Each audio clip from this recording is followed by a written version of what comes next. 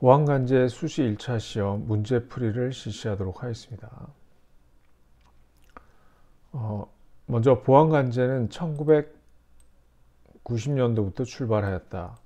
이 1990년도가 막 인터넷이 막 시작할 당시입니다. 그래서 이 보안관제의 필요성은 네트워크에 PC들이 많이 연결되면서부터 이 보안관제가 출발했다고 보시면 됩니다. 그 예전에는 그 네트워크 접속을 하기 위해서는 그냥 랜 케이블에 연결되는 것이 아니라 전화선에 접속을 해서 그 모뎀이라는 걸 이용해서 전화를 통해서 그 통신했습니다. 그렇기 때문에 일반 PC는 그냥 부팅과 동시에 네트워크 연결되는 것이 아니었고 1990년대부터 시작돼서 1990년대 이때부터 이제 본격적으로 거의 네트워크에 다 연결된 PC들이 이제 기본이 되었기 때문에 이 보안관제는 네트워크가 이제 일반화되면서부터 출발했다고 생각하시면 됩니다. 그래서 답은 true고요. 그리고 대기업을 제외한 민간 분야에서는 자체적으로 정보 보안 조직을 구성하여 보안 관제를 할 수 있는 여력이 되지 않아 민간 보안 관제 전문 업체의 서비스를 받고 있는 실정이다. 이게 맞습니다. 대기업 같은 경우에 자체 정보 보안 조직이 있고 그리고 보안 시스템이 아주 잘 갖춰져 있습니다. 하지만 중소기업 같은 그런 중소기업 같은 그 규모가 크지 않은 회사 같은 경우에는 이 정보 보안 조직을 구성하는 것도 힘들고 보안 시스템을 구축하는 것도 어려움이 있어서 이 정부의 지원을 받든지 아니면 월 사용료를 지불하고 위탁 업체에서 서비스를 받고 있는 경우가 대부분입니다. 그리고 중세시대에 근위병이 왕위를 호위하던 것은 보안관제 시스템의 서버 보안 DRM에 해당된다고 볼 수 있다. 이건 true죠. 지금 서버 보안 DRM이라는 것은 뭐냐면 방어벽이나 뭐 침입 탐지 시스템이나 차단 시스템 다 뚫고 들어와서 그 서버에 있는 어떤 데이터를 가져가지 못하도록 하기 위해서 그 DRM을 사용합니다. 그 DRM을 사용하게 되면 데이터를 갖다가 복사를 할 수가 없게 되죠. 그래서 이거는 최후의 보루라고 생각하시면 됩니다. 그래서 중세시대 때 근위병이 왕을 호위하던 것은 지금 시스템으로 봤을 때는 DRM에 해당된다고 볼 수 있습니다. 그리고 보안 관제에서 제일 중요한 것은 보안 시스템을 잘 구축하는 것이다. 물론 보안 시스템을 잘 구축하는 것은 중요하지만 이 보안 시스템을 운영하는 것은 주체는 바로 사람이기 때문에 인적 관리가 더 중요합니다.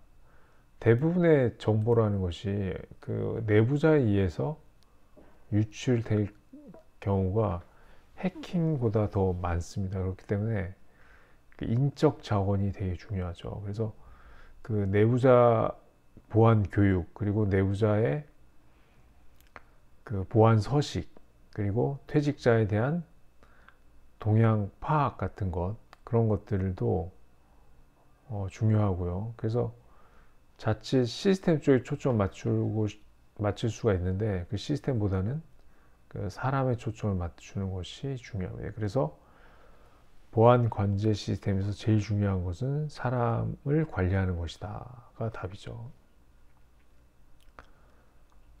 UDP는 전송 계층 프로토콜로 흐름 제어와 오류 제어가 없어 신뢰성이 없다. 이거 맞습니다. 이 UDP 같은 경우에는 이게 유저 다이어그램 프로토콜이라고 합니다. 그래서 이 UDP 프로토콜의 특성은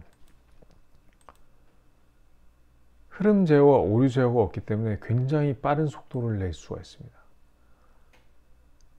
왜 그럼 흐름 제어와 오류 제어가 필요 없냐 그러면 UDP 프로토콜을 이용해서 데이터를 전송하는 그 데이터는 실시간 데이터를 전송하는 어떤 멀티미디어 자료가 대부분이기 때문에 그 멀티미디어 자료는 중간중간에 뭐 영상이 끊어진다고 하더라도 전체 품질에 크게 문제가 없습니다. 하지만 데이터 같은 경우에는 데이터를 전송하다가 뭐 1%가 유실이 됐다. 그럼 데이터 전체를 쓸 수가 없기 때문에 TCP 프로토콜은 데이터가 안전하게 100% 도착하는 것을 보장을 합니다. 그렇기 때문에 중간에 데이터 패킷이 일부가 유실이 되게 되면 재전송을 통해서 100% 도착할 때까지 재전송을 해주기 때문에 신뢰성이 있고요. 반면에 UDP는 100% 도착하는 것보다는 이 멀티미디어 자료가 실시간 방송이 돼야 되기 때문에 이 속도가 더 중요합니다. 그래서 이 UDP 프로토콜은 유실이 됐을 때 재전송이 없기 때문에 신뢰성이 없습니다. 그래서 데이터 전송에는 적합하지 않지만 멀티미디어 자료를 실시간 방송할 때 아주 적합한 프로토콜입니다. 그래서 답은 true입니다. ARP 프로토콜은 IP 주소를 MAC 주소로 변환하기 위해서 사용하는 프로토콜이다. 맞습니다. ARP라는 것은 이제 Address Resolution Protocol이라고 해가지고 IP 주소를 이용해서 이제 네트워크상에 접속이 되어 있는 호스트를 찾아갈 수가 있지만 그 내부 네트워크에서 들어갔을 때는 브로드캐스팅 방식으로 데이터 패킷을 목적지 호스트에 전송을 합니다. 그래서 목적지 호스트에 전송하기 위해서는 맥 어드레스를 알아야 되는데 그 맥 어드레스를 알아내기 위해서 ARP 프로토콜을 이용해서 IP에 해당되는 맥 주소를 요청을 하게 되면 ARP 리퀘스트에 맥 주소가 들어가서 이제 응답이 됩니다. 그러면 그 맥 주소를 가지고 브로드캐스팅 방식으로 목적지 호스트에게 패킷을 전달합니다. 그래서 true가 답이고요. 그리고 7번 NAC 장비는 클라이언트의 보안 접속 프로그램이 설치되어 있지 않으면 접속 거부를 할 수 있다. 우리가 흔히 이제 금융 사이트에 접속을 하게 되면 그 보안 플러그인들을 설치하는 사이트로 이제 넘어가게 됩니다. 그래서 그것을 다 설치해야지만이 온전히 로그인할 수 있는 화면으로 이제 접속이 됩니다. 그래서 이 맥 장비는 강제적으로 클라이언트로 하여금 어떤 프로그램을 설치를 할 수도 있고 이렇게 제한을 할 수가 있습니다.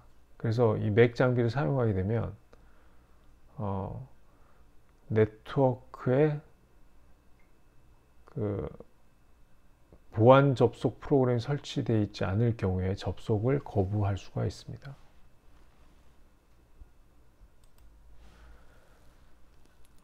그리고 방화벽은 safe failure 방식 운영된다. 이 방화벽은 safe failure 방식이 아니라 fail safe 방식으로 운영이 됩니다. 그 말은 무슨 뜻이냐면 실패가 발생을 되면 안전하게 끝나는 방식입니다. 그래서 방화벽이 만약에 특성 어떤 바이러스에 의해서 뭐 뚫렸다, 아니면 특정 어떤 패킷에, 아니면 특정 서비스에서 의해서 뚫렸다, 그러면 방화벽 자체를 셧다운 시켜가지고 더 이상 연결이 안 되도록 하는 방식을 말합니다. 그렇기 때문에 이 8번의 답은 false고요. 그리고 통합 위협 관리 시스템 Unified Threat Management는 다양한 보안 장비에다가 안티바이러스, 스팸 필터, 컨트롤 필터 등 다양한 보안 기능을 하나로 패키지하여 다양한 보안 위협에 대응하는 네트워크 보안 시스템이다. 이거는 맞습니다. true입니다.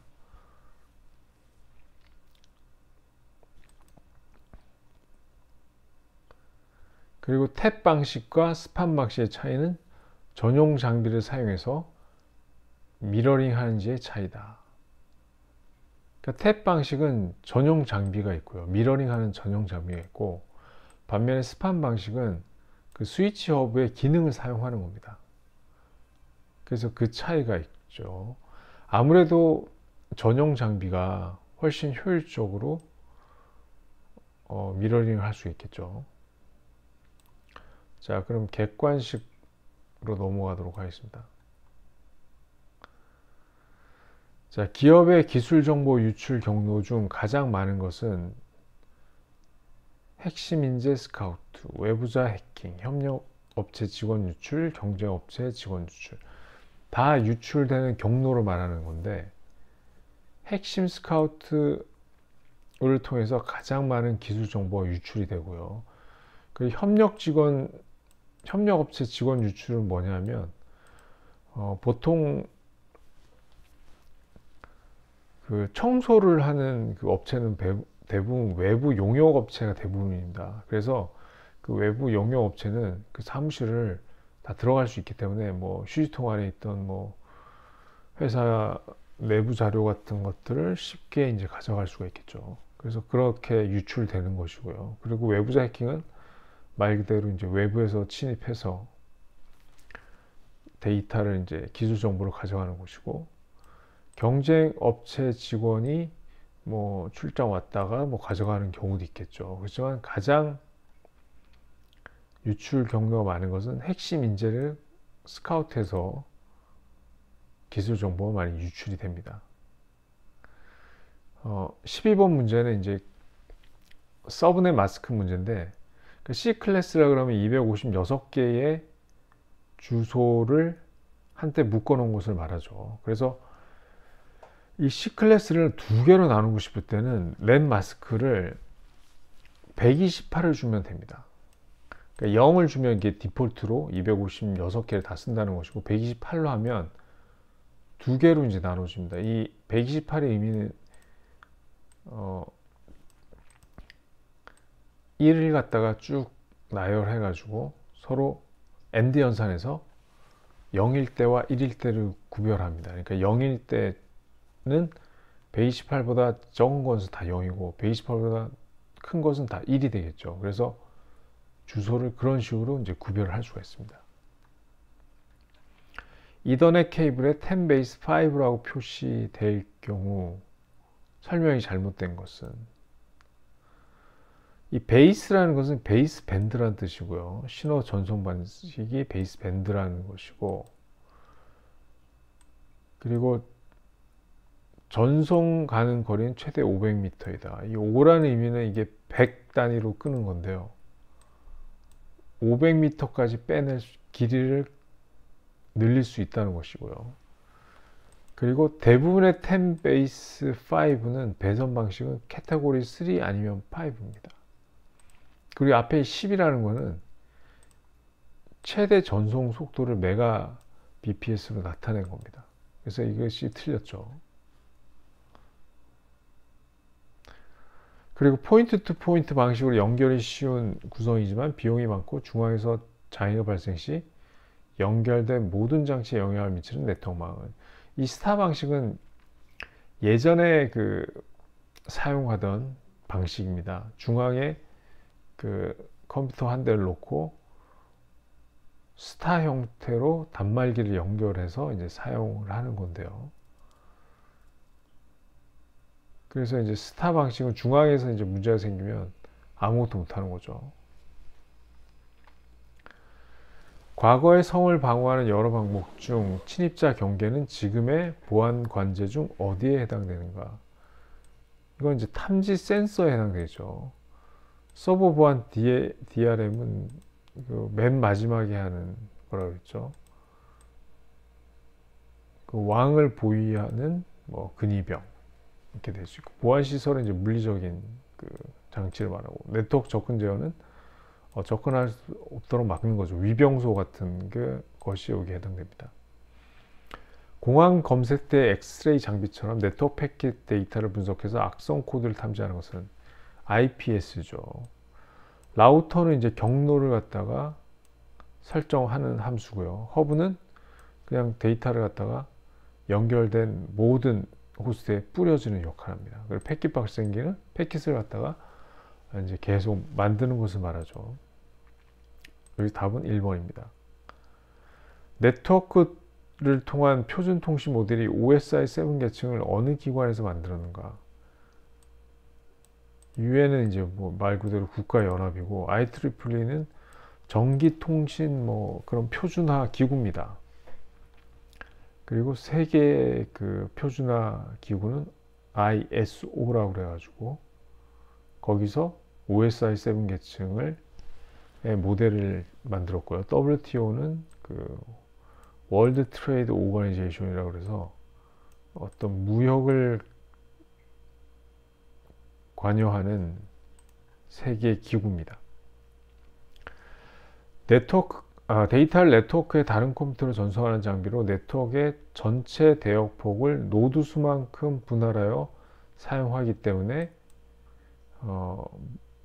괄호에 연결된 노드 수가 증가하면 네트워크의 속도가 떨어진다. 내부함에 들어갈 알맞은 장비는.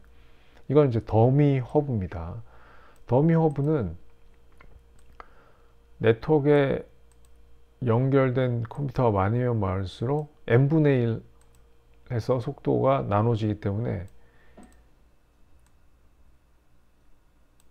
그 노드 수에 따라서 속도가 떨어질 수 있습니다. 하지만 스위치 허브는 별도의 그 스위치가 있기 때문에 특정 노드의 속도가 뭐 과다하게 늘어나더라도 그 트래픽이 늘어나더라도 다른 노드에 영향을 주지 않습니다. 320 사이버 테러, 한국 수력 원자력 공사 해킹 사건과 같이 공격자가 특정한 타깃을 지정하여 지속적으로 공격하는 것은 APT죠.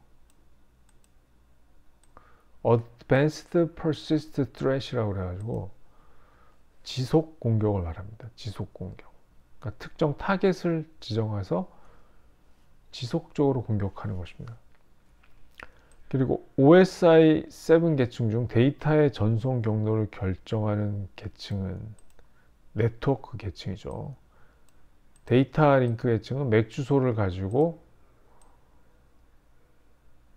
브로드캐스팅 합니다. 그리고 물리 계층은 물리적 규격을 규정을 하고 있습니다.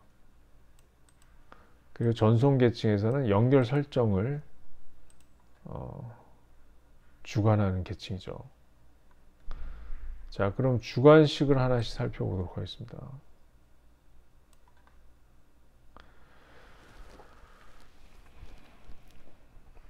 이 터널링 하는 것인데, 여기 이제 그림을 보면 좌우에 이제 IP 어드레스가 이제 나와 있고, 이 라우터 1과 라우터 2를 서로 가상 사설망을 구축을 해서 이 안에서 이제 통신을 하도록 하는 겁니다. 그래서 이 IP를 잘 보고 선택을 하면 되는데요. 위에 네트워크 구성도로 오고 사설 네트워크 1에서 사설 네트워크 2로 갈 수 있도록 라우터 1에서 터널링을 설정하기 위하여 아래 3개의 빈칸에 올바른 IP 주소를 기입하세요. 이것을 잘 숙지한 다음에 하나씩 보면 됩니다. 이게 지금 라우터를 스태틱으로 이제 구성을 하는 건데, 이 라우터 1에서는 이제 라우터 2로 이제 가는 거죠. 근데 가려고 그러면 이 라우터 2에 IP대가 있습니다. IP대는 192.168.2.0이죠. 그래서 192.168.2.0이라는 것은 이 IP대를 대역을 말합니다. 특정 IP가 아니라. 근데 서브넷 마스크는 이렇게 해주고요. 그리고 172.16.1.2는 이 라우터 2의 왼쪽에 있는 그 IP를 말합니다. 그래서 이걸 이렇게 적어주면 됩니다.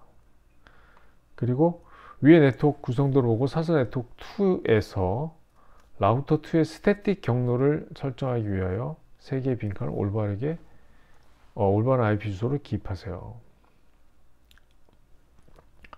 이거는 뭐냐면 이 라우터 2의 그 넥스트 홉을 정하는 것인데, 이 넥스트 홉은 이게 하나이기 때문에 모든 트래픽은 무조건 이쪽으로 가야 돼요. 나가는 트래픽은. 그러면 모든 트래픽이 0.0.0.0이고 서브넷 마스크 0.0.0.0, 그리고 어디로 가느냐? 2.0.1로 가면 되겠죠. 그래서 이게 정답입니다.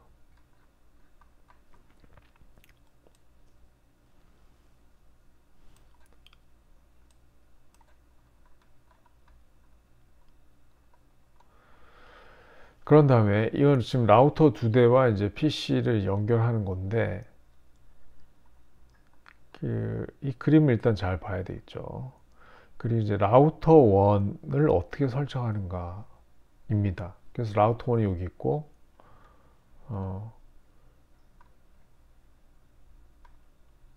라우터 1과 라우터 0.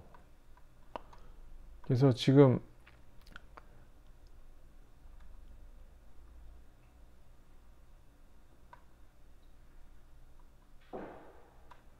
라우터 1의 경우에는 여기 있습니다. 여기. 요걸 패스트 이더넷 00이죠. 그래서 이것을 선택해 주면 됩니다. 여기 보시면 패스트 이더넷 00이라고 되어 있죠. 그렇기 때문에 이 값을 써주면 되고, 그다음에 요 라우터 0도 마찬가지입니다. 이것도 패스트 이더넷 00에 있죠. 그럼 00에 있기 때문에 요 4.1의 주소를 써주면 됩니다. 그래서 이렇게 마치도록 하겠습니다.